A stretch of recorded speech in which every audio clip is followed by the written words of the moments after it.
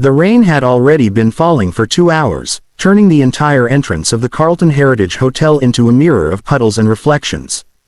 Guests rushed through the revolving doors with their umbrellas snapping in the wind, their polished shoes clicking sharply on the marble floors. But among them moved a small, almost invisible figure, a woman in a faded gray uniform, her steps slow and careful. Her name was Maria, 46 years old, exhausted, and completely unnoticed by the world around her. Every morning she arrived before dawn, pushing her cleaning cart with its squeaky wheel down the endless hallways. She wiped fingerprints from glass, polished brass railings, vacuumed carpets that cost more than her monthly paycheck, and picked up forgotten items left by people who never thought twice about where they tossed their trash. She worked quietly, almost invisibly, just another background detail in the lives of the rich. But this morning was different.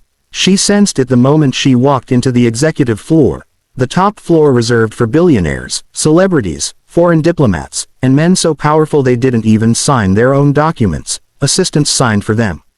Maria usually felt intimidated when she was assigned to this level, but today something felt wrong. The hallway was too quiet. The doors, usually guarded by private security or assistants in suits, were uncharacteristically open. Even the air smelled different, stale, as if people had been arguing inside closed rooms. Maria pushed her cart slowly, careful not to disturb anything. She had learned long ago, one mistake could cost her job. The management tolerated no errors, especially not here. As she approached Suite 901, her heart sped up. The door was slightly ajar. She froze. Suite 901 belonged to Jonathan Hale, the notorious young multimillionaire known for his cold efficiency, brutal decisiveness, and genius-level business instincts. He owned tech firms, real estate companies, and investment funds. Half the hotel staff feared him, the other half dreamed of impressing him. Maria had never seen him in person. She only saw his photos on the news, standing with presidents, celebrities, and people whose faces were only known from magazine covers. But now, his door was open.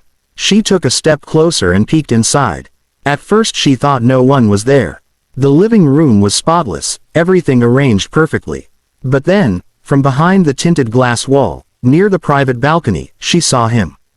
Jonathan Hale. He was slumped in a chair, still in his tailored suit, his tie loosened, his hair disheveled like he had spent the entire night awake. Papers were scattered across the floor, contracts, printed emails, financial reports. He didn't notice her. He was staring at a single sheet of paper in his hand, his jaw clenched, his eyes dark with something she couldn't understand. Anger, fear, desperation. Maria's instinct told her to turn around and leave. This was not her business. If he saw her, he might accuse her of intruding. She could lose her job on the spot. But the door being open bothered her. No billionaire left their door open, not even by accident. She knocked gently. "Sir, should I close the door?" Her voice was small, almost apologetic. Jonathan snapped out of his trance and looked at her, his eyes sharp and cold, but only for a second. Then something in his expression softened, almost as if he hadn't realized the world around him still existed. "Oh, yes, close it," he muttered. She stepped inside to reach the doorknob and closed the door quietly. She didn't want to linger, but as she turned to leave, something caught her eye on the floor, a flash drive, half hidden under a chair. It looked expensive and important, its metallic casing engraved with the Hale Industries logo. Without thinking, she bent down and picked it up. "This must be yours, sir," she said gently, holding it out. Jonathan frowned, stood up, and took it from her hand. He looked at the drive as if seeing it for the first time, like he didn't even know he had dropped it. "What were you doing on this floor?" he asked abruptly. "I'm assigned to clean here in the mornings," she answered quickly, her hands tightening around her cleaning cart. He nodded vaguely, his eyes drifting again to the papers in his hand. Then he said something she didn't expect. "You shouldn't trust people," he murmured. Maria blinked, confused. "Sir." He gave a bitter, tired smile. "Nothing. You can go." She didn't need to be told twice. She hurried out, relieved to escape whatever trouble was swirling behind the walls of Suite 901. But the universe had other plans. As she walked farther down the hallway, she noticed something else. a stack of documents lying near the elevator, as if someone had dropped them in a rush. That in itself was unusual. People up here were too careful, too calculating to drop important papers. She picked them up automatically, intending to place them on the concierge desk later. But her eyes widened when she saw the first page. The words at the top read, "Confidential merger agreement, internal use only." Maria didn't understand business terms, but she recognized enough reading the headlines. Numbers, signatures, bank names, billions. And on the second page, she saw something circled in red ink. "This is wrong. Fix it before he sees it." Below it was a handwritten note. "We proceed tomorrow. He'll sign without noticing. Everything transfers quietly." Her heart began to race. Transfers. Without noticing. Fix what? Maria might not have been educated, but she wasn't stupid. Someone was planning something. Something huge. Something wrong. She suddenly remembered Jonathan's exhausted expression, the disarray in his suite, the flash drive he hadn't realized he'd dropped. She realized with a sinking feeling that Mr. Hale might be in danger, financial, legal, maybe even personal. Her first instinct was to put the documents back where she found them. This was not her world. She was just a cleaning lady. She wasn't supposed to see things like this. But then she thought of her son, Miguel, who always told her, "Mama, good people don't walk away when something is wrong." She took a shaky breath. Her hands trembled as she gathered the documents and placed them neatly on her cart. She planned to hand them to hotel security, but then she hesitated. What if security was involved? People with money had connections everywhere. Instead, she turned around and walked back toward Suite 901. As she approached, she heard voices. Two men, standing outside Jonathan's door. She quickly ducked behind a corner, heart pounding. "Make sure he signs today," one of the men said, his voice low but firm. "He won't know," the second man replied. "Everything is ready. The board thinks it's legitimate."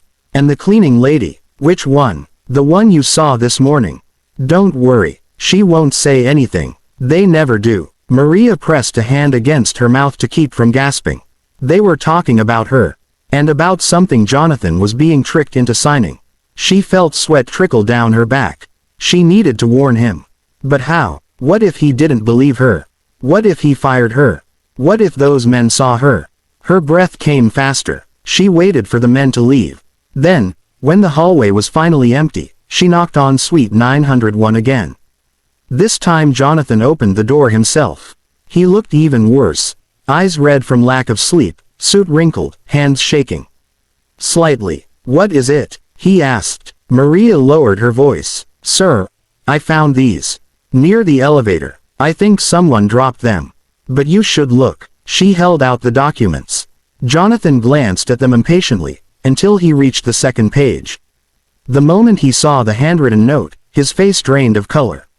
"Where did you get this?" he whispered. I just found it," she said, her voice trembling. "And I heard two men outside your door. They said you'd sign without noticing. And sir, they mentioned me too." Jonathan stared at her for a long, heavy moment. His eyes, cold earlier, now looked sharper, alive, calculating. Then he took a deep breath. "You have no idea what you just did," he said quietly. Maria felt her knees weaken. "I'm sorry, sir. I didn't mean." "No," he interrupted gently, shocking her. "You may have saved me. Saved everything." He sat down, ran a hand through his hair, and let out a long exhale. "This merger, it's worth $500 million. Someone is trying to siphon it away. And they almost succeeded." He looked up at her. "You stopped it." Maria blinked rapidly, her throat tightening. I didn't do anything special. I just picked up what someone dropped." He shook his head. "Sometimes that's enough to expose a billion-dollar fraud." She couldn't speak. She couldn't even breathe properly. Then Jonathan stood, walked to a small safe hidden behind a painting, and retrieved an envelope. He handed it to her. "What is this?" she asked hesitantly. "A small thank you." She shook her head immediately. "No, sir, please. I don't want trouble. I just did the right thing." "Exactly," he said softly. "And that's rare." But when she opened the envelope later, standing alone in a supply room, her hands trembling, her breath left her body.